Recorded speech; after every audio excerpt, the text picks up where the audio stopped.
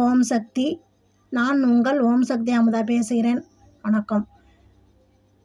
நான் எப்பயும் வார வழிபாட்டுக்கு போயிட்டு சாமி கும்பிட்டு அம்மாவை தரிசனம் பண்ணிட்டு வருவேன்.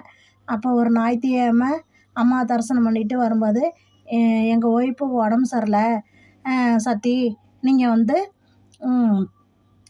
பார்த்துட்டு போங்க, இங்கிலீஷ் மருத்துவர்கிட்ட பார்த்துட்டாங்க, ஹோமியோபதியிட்ட பார்த்துட்டாங்க, ஆப்ரேஷன் பண்ணணும்னு சொல்கிறாங்க அப்படின்னாங்க. நான் சொன்னேன், சத்தி அம்மா இருக்கும்போது ஏன் கவலைப்படுறீங்க, நீங்கள் ஒன்றும் ஆப்ரேஷன் பண்ண வேண்டாம் அப்படின்ட்டு நான் என்ன பண்ணேன், அம்மாவோட தீர்த்தம், அம்மாவோட முக்கூட்டு எண்ணெய், அம்மாவோட ஊதி பிரசாதம் இதெல்லாம் கொண்டுட்டு போனேன். அம்மா வேண்டிக்கிட்டு அந்த அக்காவுக்கு மார்பில் கட்டி உடைக்கவே இல்லை, எவ்வளோ வைத்தியம் பண்ணியும். அப்போ என்ன பண்ணேன்னா சரி அம்மாட்ட வேண்டிக்கிட்டு திஷ்டி கழிச்சு விட்டு தீர்த்தம் அந்த இடத்துல கட்டியில் தடவி விட்டு ஊதி பிரசாதத்தை வச்சுட்டு, ஓம் சத்தியம்மா என்னை நம்பி அவங்க சொல்லிட்டாங்க, உன்னை நம்பி நான் செஞ்சிட்டேன், நீந்தாம்மா பார்த்துக்கணும், நீந்தாம்மா உடைக்க வைக்கணும் அப்படின்னு சொல்லிட்டு வந்துட்டேன். நைட்டு ஒரு 1 மணி இருக்கும். அந்த சமயத்தில் கட்டி உடச்சி சீவும் சலமாக ஊற்றுனதான்.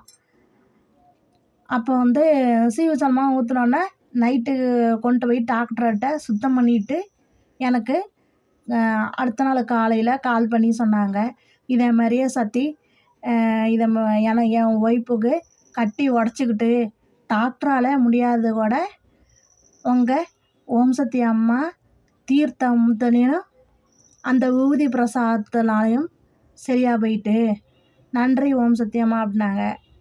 நான் ஓம் சக்தி அம்மாவுக்கு ரொம்ப நன்றி சொன்னேன். சக்திகளே, இப்போ பாருங்கள் அம்மாவோட மகிமைனா என்ன பாருங்கள்.